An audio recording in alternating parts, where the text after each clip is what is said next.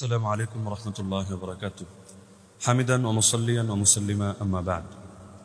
সুপ্রিয় দর্শক মণ্ডলী, ব্রাদার যখন সিস্টার সিরিজের প্রথম পর্বে আপনাদের স্বাগতম। সম্প্রতি ব্রাদার রাহুলের সঙ্গে আমার যে প্রায় 2 ঘন্টা ব্যাপী পর্যালোচনা অনুষ্ঠান হয়েছে, এরপর আবার তার রিভিউ হিসেবে ব্রাদার যে 1.5 ঘন্টার দীর্ঘ লাইভ করেছে, সবগুলোতে তাকে ও তাদের অনুসারীদের সবচেয়ে বেশি খুশি দেখা গিয়েছে সোনার চেইনের আলোচনা করতে গিয়ে। পারলে যেন এত বেশি গর্ব করে তারা যে গর্বে কেমন যেন গর্ভবতী হয়ে যায়। শোনা বলে কথা, খুশি না হয় কি আর পারা যায়? কিন্তু সোনার চেইন তো আর ব্রাদারদের গলায় মানায় না, সিস্টারদের গলায় মানায়। যেহেতু ইসলামে পুরুষদের জন্য সোনার অলংকার ব্যবহার হারাম, তাই সোনার চেইন তাদেরই দিলাম আর নামটা শুধু ব্রাদারের জায়গায় সিস্টার করে দিলাম। ব্রাদার রাহুলের ধূর্ততা ও মূর্খতা এবং ভণ্ডামি ও জালিয়াতি নিয়ে ধারাবাহিক সিরিজের প্রথম পর্বে আজ আমরা আলোচনা করব এই ভাইরাল সোনার চেইন নিয়ে। পর্যালোচনা অনুষ্ঠানের পরে সাম্প্রতিক লাইভ ভিডিওর 24 মিনিট 37 সেকেন্ড থেকে 32 মিনিট 34 সেকেন্ড পর্যন্ত ব্রাদার গোল্ডেন চেইন প্রসঙ্গে কী সব কথা বলেছে, আসুন এক নজর সেটা দেখে আসি। এই যে ব্রাদারের কথাগুলো আপনারা দেখলেন, কি পরিমাণ প্রতারণাপূর্ণ মূর্খতাসুলভ কথাবার্তা। আমরা শুধু তাকে একটা ব্যাপার জিজ্ঞাসা করেছিলাম যে আপনি যে সনদটা তারাবিহের এই হাদিসের ব্যাপারে বারবার উচ্চারণ করেছেন বা একমাত্র দলিল হিসেবে ব্যবহার করেছেন, এই সনদটাকে কে কবে সিলসিলাতুজ জাহাব বা সোনার চেইন বা গোল্ডেন চেইন বলে আখ্যায়িত করেছেন। তা আমরা প্রশ্ন করলাম কি, আর সে জবাব দিচ্ছে কি।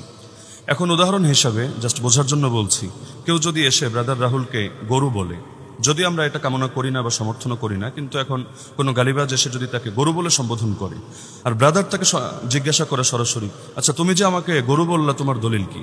এখন সেই লোক যদি একের পরে এক বাংলা অভিধান খুলে দেখে, এই দেখো এখানে গরু শব্দটা আছে, তো যেহেতু গরু শব্দ আছে তোমাকে গরু বললে কি দোষ আছে? তাহলে বিষয়টা কেমন হাস্যকর হবে।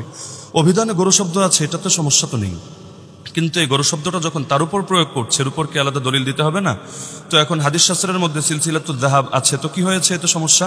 কিন্তু এই সিলসিলাতুজ জাহাব এই জিনিসটা সে যে নিয়ে প্রয়োগ করছে নির্দিষ্ট একটা সনদের ব্যাপারে, তাহলে এটার ব্যাপারে তাকে দলিল দিতে হবে না? তা আমরা তো শুধু এই ব্যাপারটাই জিজ্ঞাসা করেছিলাম যে তার আগে কে কবে এই জিনিসটাকে, এই সনদটাকে সিলসিলাতুজ জাহাব বলে আখ্যায়িত করেছে, কিন্তু এর পক্ষে কোনো দলিল সে দেয়নি।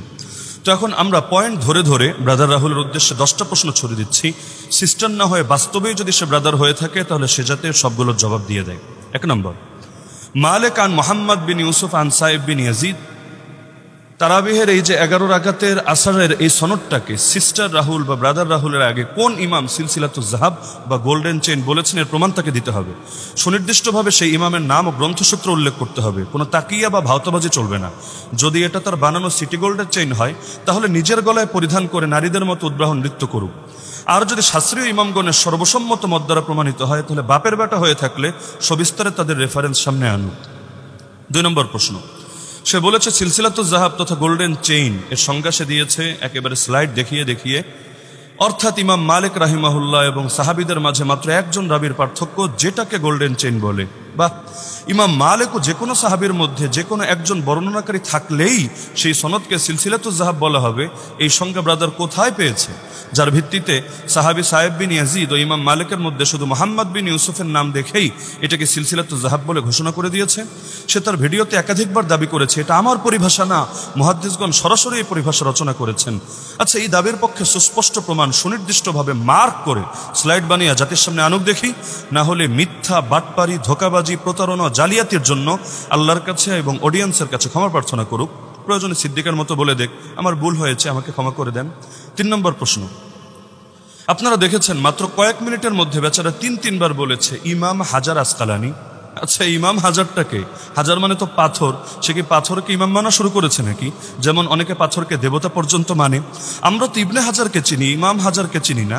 3 বার যার নাম উচ্চারণ করলো তার পরিচয় তো তার দেওয়া উচিত। পাশাপাশি ইবনে কাইয়িম জাওজাইর পরিচয় তার দেওয়া লাগবে। আমরা জাওজি ও জাওজিয়া নামে ব্যক্তি চিনলেও ইবনে কাইয়িম জাওজাউই, আবারও বলছি জাওজাউই নামে কাউকে তো চিনি না। তিনি কি তার মেমোরি লোডের দোকানের কাস্টমার নাকি?